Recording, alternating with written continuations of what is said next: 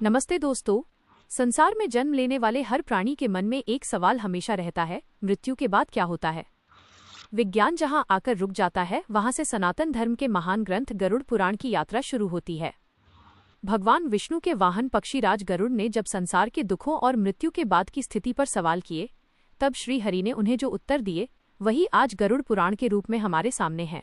इसे सिर्फ एक धार्मिक किताब नहीं, बल्कि आत्मा का कंप्लीट मैप कहा जा सकता है। चलिए आज उन रहस्यों की गहराइयों में उतरते हैं जिनसे दुनिया अब तक अनजान है। अध्याय 1, प्राण निकलने के वो अंतिम क्षण। गरुड़ पुराण बताता है कि जब मृत्यु का समय निकट आता है तो मनुष्य की इंद्रियां शिथिल होने लगती हैं, उसकी वाणी बंद हो जाती है और उसे दिव्य दृष्टि मिलने लगती है, जिससे उसे यमदूत नजर आने लगते हैं। उस समय व्यक्ति अपने पूरे जीवन को एक फ्लैशबैक की तरह देखता है। जिसके कर्म अच्छे होते हैं उसे यमदूत सौम्य नजर आते हैं, लेकिन जिसने पाप किए होते हैं वो यमदूतों के भयानक स्वरूप को देखकर डर से कांपने लगता है। अंततः प्राण वायु शरीर के किसी एक अंग से बाहर निकल जाती है और शरीर एक जड़ वस्तु बनकर रह जाता है। अध्याय 2, यमलोक की डरावनी यात्रा। शरीर त्यागने के बाद आत्मा तुरंत यमलोक नहीं पहुंचती। पहले उसे यमदूत पकड़कर ले जाते हैं और कुछ समय बाद वापस उस घर में छोड़ देते हैं जहां वो रहती थी। वहां वो अपने परिजनों को विलाप करते देखती है, उन्हें पुकारती है, लेकिन कोई उसकी आवाज नहीं सुन सकता। 10 से 13 दिनों के बाद जब अंतिम संस्कार और पिंडदान की प्रक्रिया पूरी होती है, तब आत्मा की मुख्य यात्रा शुरू होती है। यमलोक की ये दूरी 86,000 योजन है, जिसे तय करने में आत्मा को पूरे 47 दिन लगते हैं। इस मार्ग में 16 डरावने नगर आते हैं, जहां आत्मा को अपनी भूख और प्यास से लड़ना पड़ता है। अध्याय 3, वैतरणी नदी का भीषण दृश्य। इस यात्रा का सबसे भयावह हिस्सा है वैतरणी नदी। यह नदी साधारण पानी की नहीं, बल्कि खून, मांस और पीप से भरी हुई है। इसमें मगरमच्छ जैसे भयानक जीव और नुकीले कांटों वाले वृक्ष हैं। पापी आत्मा के पैर इस नदी के किनारे पहुंचते ही आग की लपटों की तरह जलने लगते हैं। गरुड़ पुराण कहता है कि जिसने अपने जीवन में गौदान या सत्कर्म किए होते हैं, उसके लिए वैतरणी का पानी शीतल हो जाता है और एक नाव उसे पार करा देती है। लेकिन जिसने केवल अधर्म किया है, वो उस नदी में डूबते उतराते हुए असहनीय कष्ट सहता है।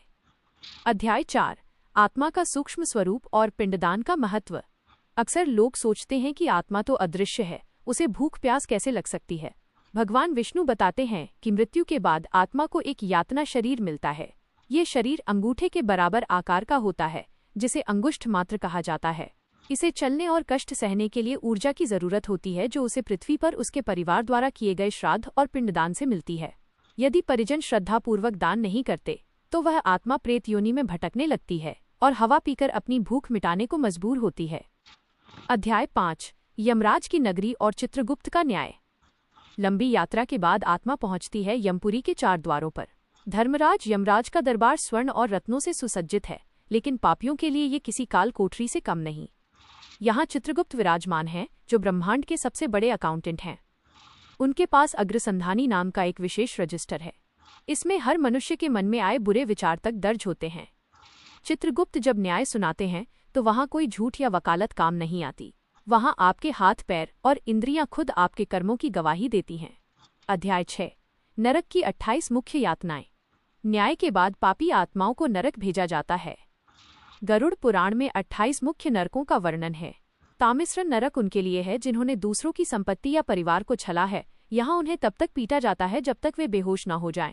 कुंभी पाकम में जानवरों को मारने वालों को उबलते तेल के बड़े कड़ाहे में तला जाता है। रौरव नरक में उन लोगों को डाला जाता है जो स्वार्थी होते हैं। यहाँ उन्हें जहरीले सांप और बिच्छू काटते हैं। ये सजाएं इतनी भीषण हैं कि सुनकर ही रूह कांप जाए, लेकिन इनका उद्देश्य आत्मा को शुद्ध करना होता है। अध्याय 7:84 लाख योनियों का चक्र। सजा पूरी होने के बाद भी यात्रा खत्म नहीं होती। कर्मों के शेष फल के अनुसार आत्मा को पुनर्जन्म मिलता है। गरुड़ पुराण विस्तार से बताता है कि किस पाप से कौन सा जन्म मिलता है। उदाहरण के लिए, जो चोरी करता है वो अगले जन्म में चूहा बनता है, जो स्त्री का अपमान करता है वह कोढ़ी बनता है, और जो गुरु की निंदा करता है वह कुत्ते की योनि में जन्म लेता है। मनुष्य का जन्म मिलना सबसे दुर्लभ उपहार है, क्योंकि केवल इसी योनि में रहकर जीव मोक्ष प्राप्त कर सकता है और इस जन्म मरण के चक्र से बाहर निकल सकता है। अध्याय 8, मोक्ष और गरुड़ पुराण की सीख। अंत में भगवान विष्णु कहते हैं कि मृत्यु अंत नहीं, बल्कि एक बदलाव है।